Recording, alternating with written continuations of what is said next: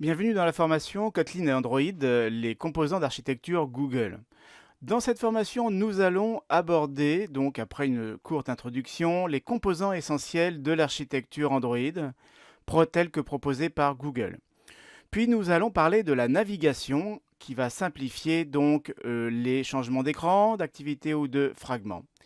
Nous allons montrer qu'au moment de la transition entre des écrans, vous avez la possibilité d'ajouter des animations. Nous allons parler des toolbars, qui sont des éléments essentiels de votre application, mais dont la forme et le contenu a changé à travers les différentes versions d'Android. Nous allons nous intéresser au Storage Access Framework, sous Android, le moyen d'accéder aux données publiques de l'utilisateur.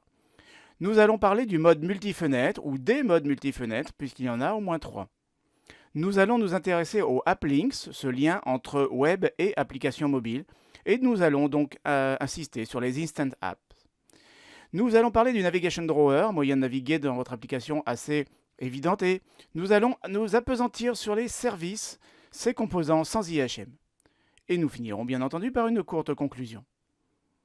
Le public concerné, eh bien, c'est d'abord bien entendu le développeur Android ou le développeur pour mobile. L'ensemble donc de ces intervenants sur les projets qui peuvent être intéressés sur ces nouvelles modes d'architecture de l'application mobile Android.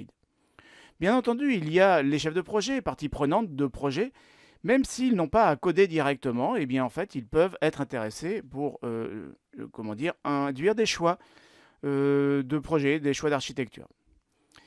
Les connaissances requises, eh bien, ce serait bien de connaître un petit peu la plateforme Android parce qu'il y a des éléments sur lesquels nous n'allons pas revenir.